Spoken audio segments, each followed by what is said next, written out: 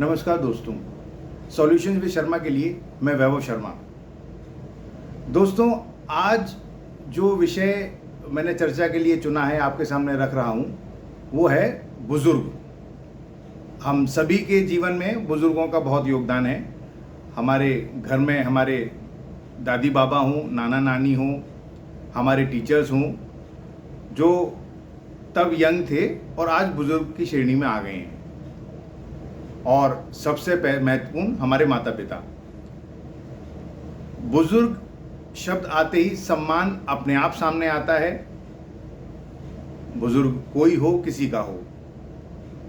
लेकिन आपने भी महसूस किया होगा कि इन दिनों चाहे घर हो, आस पड़ोस हो, समाज हो या फिर सरकार के स्तर पर ही क्यों ना देखें, बुजुर्गों की हर जगह अनदेखी है। बच्चे नालायक हैं तब तो सवाल ही क्या है कि माता पिता का ध्यान नहीं रख रहे हैं बहू बेटी। ये बड़ी सामान्य सी घटनाएं हो गई हैं। और लायक भी हैं, वो ध्यान रखना चाहते हैं, मान सम्मान करते हैं, तब भी वो महानगरों में नौकरी के लिए, व्यापार के लिए चले गए हैं या विदेशों में चले गए हैं, तो चाहते हुए भी वो उनकी देखरेख नहीं कर पा रहे हैं या उसमें असमर्थ हैं। ये हर गली का, हर घर का लगभग रोज का सिलसिला आपको न्यूज़पेपर्स में, मैगजीन्स में, न्यूज़ चैनल्स में देखने को मिल जाता है। अब सवाल ये है कि ऐसे माता पिता जिनके बेटे बहू उनकी देखरेख नहीं कर रहे हैं या चाहकर भी नहीं कर पा रहे हैं, उनके सामने इससे हटकर भी कई चुनौतियां हैं जिन पर अमूमन हम लोगों का ध्यान नहीं जा पाता है। और ये फिर जिम्मेदारी और इग्नोरेंस की जो बात है वो समाज पर भी आती है और सरकार पर भी। अब सरकार को लीजिए, बुजुर्गों के लिए ना तो कोई वैसी व्यवहारिक पेंशन स्कीम है, कहने को तो सरकारी योजनाओं में होती है, लेकिन वो उसके लिए जो पात्रता है, एंटाइटलमेंट है, वो बीपीएल परिवार से होना चाहिए, आपकी साल में आय इतने हज़ार से ज़्यादा नहीं होनी चाहिए। तो उसके बाद बहुत से लोग तो इन मानकों पर हट जाते हैं खुद ब खुद। और जिनको मिलती भी है उनको पेंशन इतनी कम मिलती है या कई कई महीनों आती नहीं है कि उसका होना या ना होना लगभग बराबर है। तो एक ऐसी व्यवस्था सरकार के स्तर पर भी होनी चाहिए कि कोई एक मानक तय हो कि पेंशन हर बुजुर्ग को उसकी शिक्षा के अनुसार, उसकी योग्यता के अनुसार न्यूनतम पेंशन दी जाएगी और ये सुनिश्चित हो कि हर महीने उसके अकाउंट में वो आ जाए। अब हम बात करते हैं दूसरे स्तर पर कि सरकार ने उनके जो आजकल सरकारी ऑर्गेनाइजेशंस भी हैं, मैं मेडिक्लेम पर आता हूँ। मुझे लगता है कि मेडिक्लेम वाली जो कंपनीज हैं, प्राइवेट तो प्राइवेट व अन्य सभी, कोई बुजुर्ग का मेडिक्लेम इंश्योरेंस करना नहीं चाहता।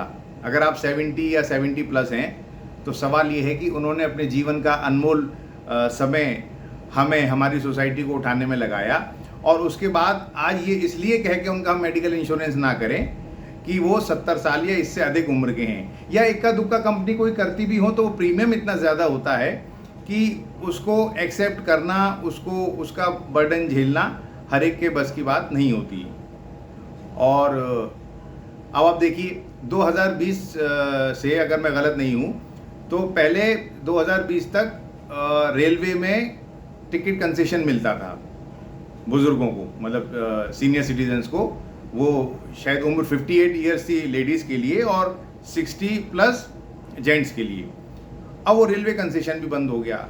तो क्या अब सरकार भी, इंडियन रेलवेज भी, इंडियन गवर्नमेंट भी प्रॉफिट अर्निंग ऑर्गेनाइजेशन हो गई है कि बुजुर्ग हैं, इनसे हमें क्या फ़ायदा, हम तो इनका कंसेशन बंद कर देते हैं। तो ये एक नहीं, दो नहीं, कई ऐसे पहलू हैं। आप देखिए, एक व्यक्ति अगर वो अपनी 40-50 में आकर अपने लोन लेकर कार खरीदता है तो आपने नियम बना दिया कि साहब 10 साल बाद जो है कार स्क्रैप हो जाएगी, वो यूजलेस हो जाएगी पॉल्यूशन के ग्राउंड्स पर।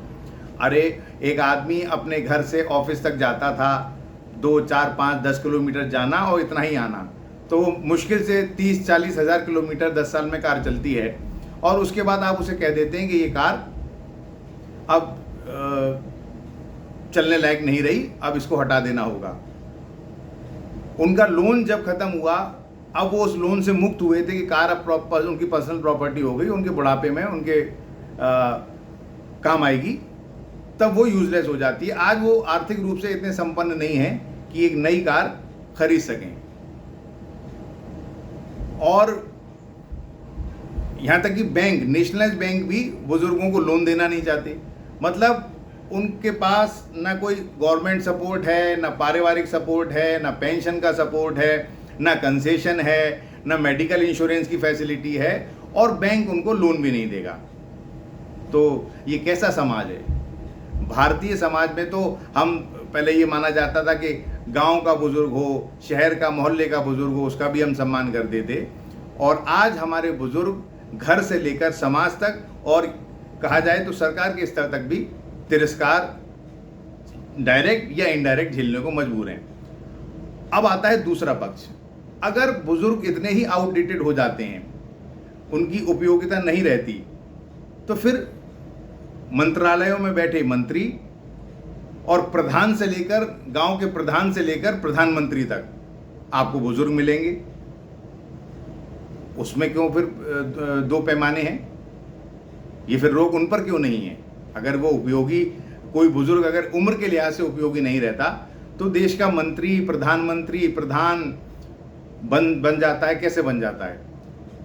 न्यायिक आयोग के अध्यक्ष, रिटायर्ड जज। मैं ये नहीं मैं तो खुद ही इस बात को कह रहा हूं कि वो काबिल हैं, उन्होंने देश को अपना योगदान दिया है अपने अपने फील्ड्स में, जहां भी वो डॉक्टर थे, इंजीनियर थे, जुडिशियल ऑफिसर थे, एडमिनिस्ट्रेटिव ऑफिसर थे। मैं इसका स्वागत करता हूं, लेकिन फिर वो हक एक आम बुजुर्ग को, जो जिसके सीमित संसाधन है, उसको भी मिलना चाहिए। ये ऐसे बिंदु हैं जिन पर समाज को और सरकार को, दोनों को विचार करना होगा और सॉल्यूशन लेकर आना होगा। सरकार पर जिम्मेदारी ज़्यादा है, घर परिवार पर, समाज पर, कि हम एक ऐसा माहौल बनाएं जिसमें बुजुर्गों का सत्कार, सम्मान जैसा पहले हुआ करता था वो बरकरार रहे।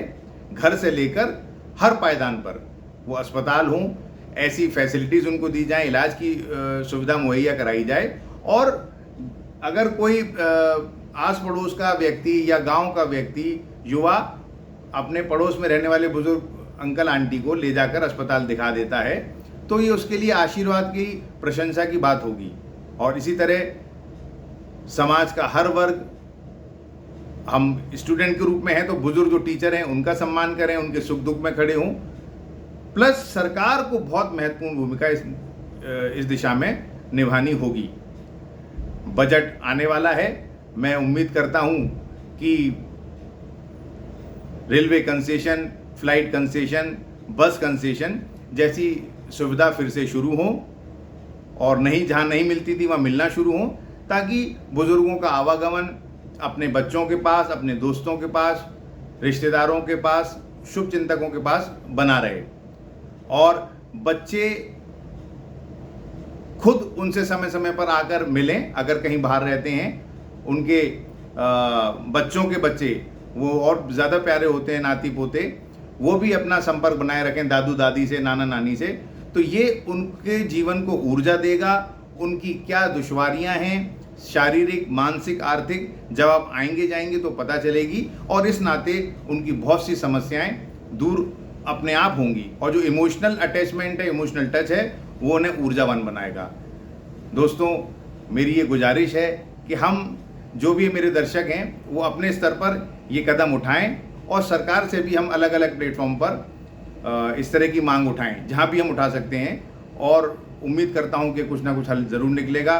तो बुज़ुर्गों का हम सभी ख्याल रखें। ऐसी और भी कोई समस्या आपकी है तो आप प्लीज़ मुझे मेरे मेल आईडी vaibhavjbk@gmail.com पर मेल करें।